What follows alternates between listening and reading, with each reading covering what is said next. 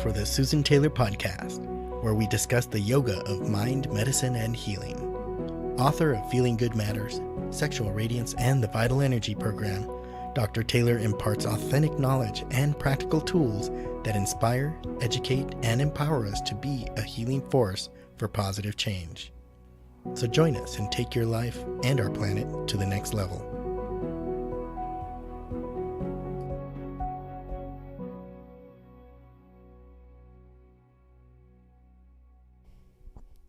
Hello and welcome to Podcast 68, Create the Force for Transformation. I'm back from India and the Kumbh Mela, and I'd like to talk to you a little bit about that. And I'm excited to be back to share with you all the things that I've gotten to experience and learn. The Kumbh Mela is celebrated for thousands of years and embodies, the spirit of an unbroken tradition. It's the mystique of the Kumbh Mela that's legendary, and it occurs at a place and time when the planets and the constellations are perfectly aligned, and it creates a certain energy vortal that allows, just certain things to take place in creating a powerful vortex of spiritual energy and transformative potential. And when we have destructive forces which are so present now, such as fear, anger, violence, or even hopelessness, what happens is our conviction, our enthusiasm for life in ourselves, or even with all of humanity, we need to have high caliber practices. And what we did at the Kumbh Mela, and it was led by Pandit Rajmani Tiganayath, we did the Rudra Yoga, which is a practice that enables us to navigate these turbulent times that we're all experiencing, which restores the vitality of not only our body, but rekindles the vitality of our mind. And it helps us engender both love and compassion within ourselves, within the family, within society. So I'm very enthusiastic about bringing this energy field to you and to the whole community and share what I have learned. And with some of you who did come along, I'm pretty excited about the whole thing. Today, I want to just talk about the resilience training that's up and coming, and it's that webinar series that I positioned to follow this event so that I could provide the foundation principles and practices to help you discover and reconnect to that inner vitality, again, helping you engender the love and compassion within yourself so that it can be poured out to both family and society. So thanks for joining us today. And, coming off a 2-week vacation is the first time in over a year that we actually took 2 weeks off. I hope you're interested in continuing and being part of this community because I'm very excited about the new energy that's going to be sprinkled and infused within our community members and our courses that we're going to be providing. Let me just talk a little bit about the Resilience Training webinar series. And as I said, it was positioned to follow this event so that I can provide those foundation principles and practices that are so needed right now so that we can reconnect to our core vital energy and help us heal, nourish, and transform our life and the life and the whole community as a whole. The course has been designed to deliver that knowledge and practice, or all those practices that we could collect, contain, and circulate our energy. And working with the mind, my whole concept is to really have people live with a vital mind. And that vitality allows us to live with radiance, radiant living, for example.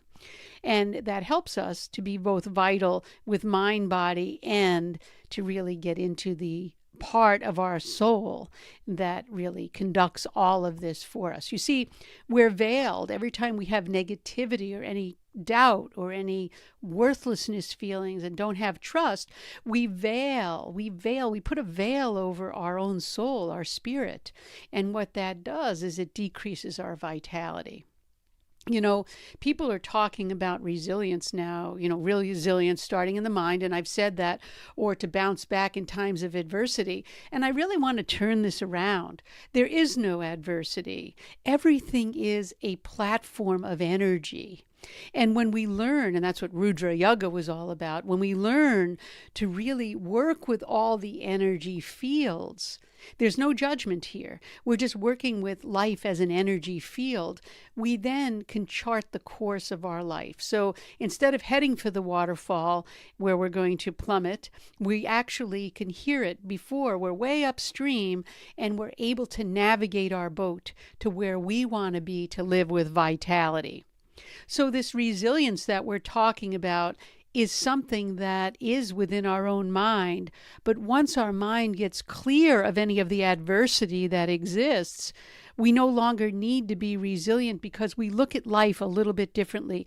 We're stepping back. We're stepping back and reviewing and looking at life as an energy field rather than an incident of occurrence.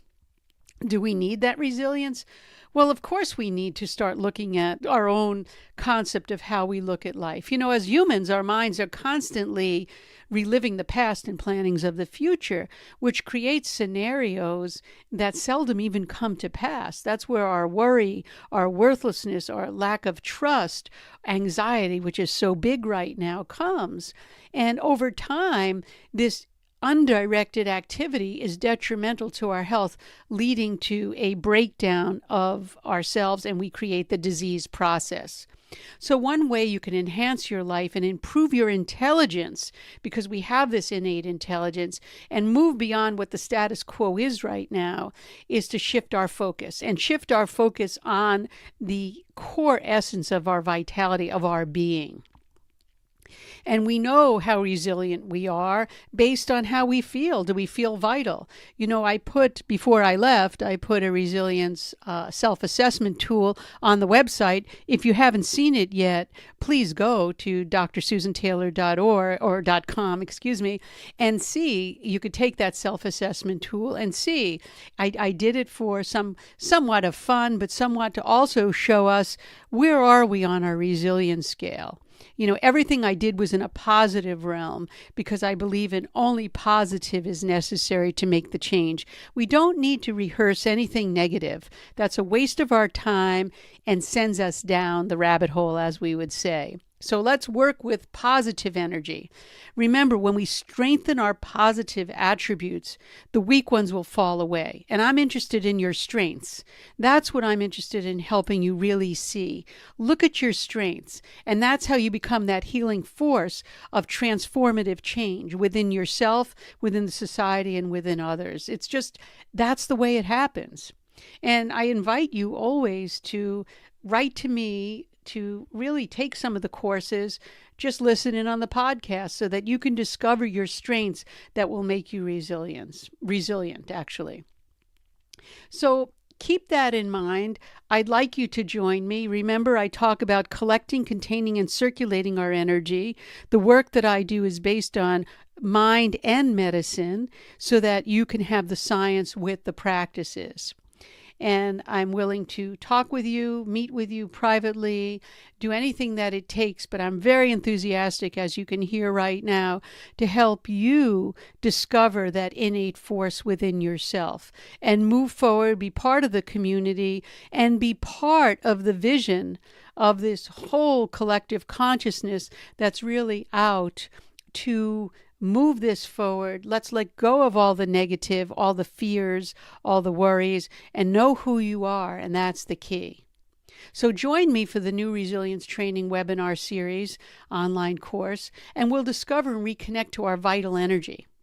And that brings us to the end of this episode. The Susan Taylor podcast does come out every week, and it's available on susantaylor.org, iTunes, Stitcher, YouTube, and other podcast platforms. Visit susantaylor.org for more information or to contact us with any questions, comments, or feedback. You can also email your comments to feedback@susantaylor.org, and we'd love to hear from you. If you'd like to get involved, join us on the Healing Force Facebook group at the susantaylor.org Facebook site. And thank you again for listening.